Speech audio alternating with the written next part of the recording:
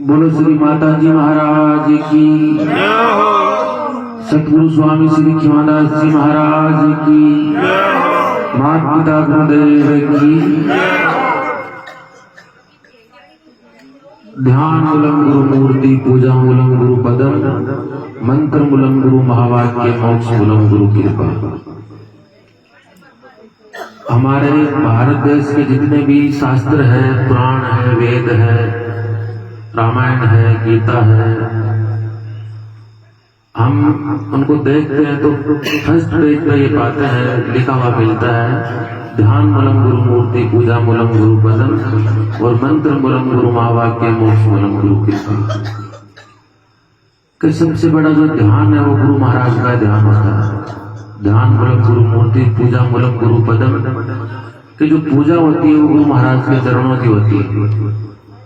ध्यान मूलम गुरु मूर्ति, पूजा मूलम गुरु पदम और मंत्र मूलम गुरु महावाक्य, कि जो गुरु महाराज के और संतों के जो महावाक्य होते हैं वो मंत्र के समान होते हैं। मंत्र मूलम गुरु महावाक्य और मोक्ष मूलम गुरु कृपा।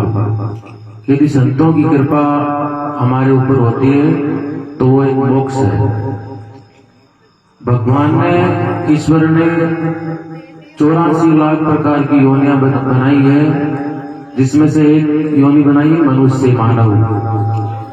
वो सबसे श्रेष्ठ योनि है। मानव सबसे श्रेष्ठ योनि क्यों है? कि इसको बोध होता है, ये बुद्धि के द्वारा, अपने विवेक के द्वारा ये पहचान सकता है कि सत्य और असत्य में फर्क क्या है, सत्य क्या है, असत्य क्या है, धर्म क्या है, अधर्म क्या है।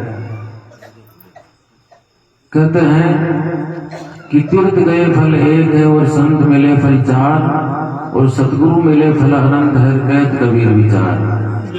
कि हम तीर्थ जाते हैं तो तीर्थ जाने से सिर्फ एक फल की प्राप्ति होती है कि हमारे ऊपर जो हमारा तन है उसका शुद्धिकरण हो सकता है। और संत मिले फल चार, यदि कोई संत मिलता है हमें तो धर्म, अर्थ, काम और मोक्ष 4 फलों की प्राप्ति होती है। और जिस जीव को यदि कोई सच्चा सतगुरु मिल जाता है तो संसार के जितने भी फल हैं वो उसे भोगने के लिए मिलते हैं। एक तो होता है भागी नर और एक होता है बड़भागी नर। जो भागी नर होता है उसको संसार के जितने भी भौतिक जो भोग है वो भोगने को मिलते हैं, और जो बड़भागी होता है उनको संतों की शरण मिलती है, सत्संग मिलती है। तो संतों ने सत्संग को सर्वोपरि बताया है। कलयुग में ये कहा है संतों ने कि सत्संग जो है वो एक रास्ता है भव के सागर से पार होने का। हम संतों की शरण में जाएंगे, उनके महावाक्य सुनेंगे, उन पे मनन करेंगे,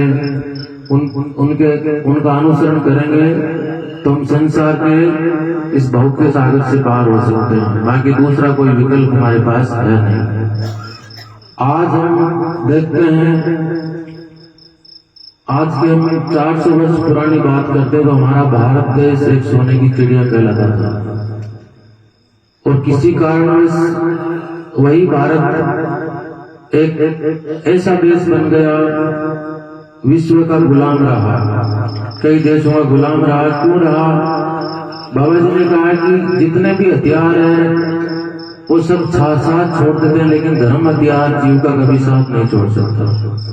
हमारे में विकृतियां आई, हमने धर्म को पहचाना नहीं, हमने धर्म छोड़ दिया तो हमें गुलाम रहना पड़ा। तो संतों ने कहा है कि जितने भी ये लक्षण भक्षण गंगा मिल कर दो त्याग, और उत्तम कर्म करो सब कर से भरो आपस में एक राग। एक जैसा और नहीं दूजा दूर करो दुतिया का दाग, और हुनर में उस्ताद बनो और विद्या पढ़ो भोगो भाग। जिसकी हिम्मत उसकी कीमत, दुनिया में 2 दिन का फाग। और कभी कहे मानो का धारो धरो धर्म का ध्यान, और बलवान बनो तुम इस भारत देश की संतान। बलवान कब बनेंगे? हम माता पिता का आशीर्वाद लेंगे, गुरुओं का आशीर्वाद लेंगे, और हमारी कहीं न कहीं भगवान में आस्था होगी, और हम विद्या पढ़ेंगे तब बलवान बनेंगे।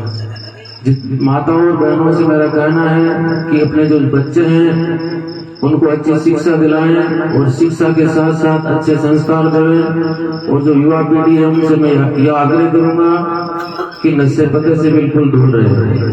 जय गुरु महाराज की जय। श्री ओमदास महाराज की जय हो। की